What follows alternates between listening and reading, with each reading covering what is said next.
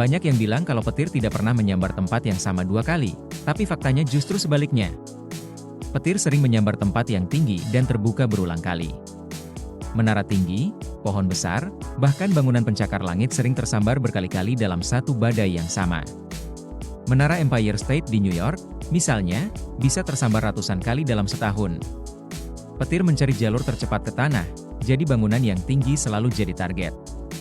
Jadi, kalau sedang ada badai, selalu hindari tempat tinggi, pohon besar, atau lapangan terbuka. Keselamatan itu yang utama.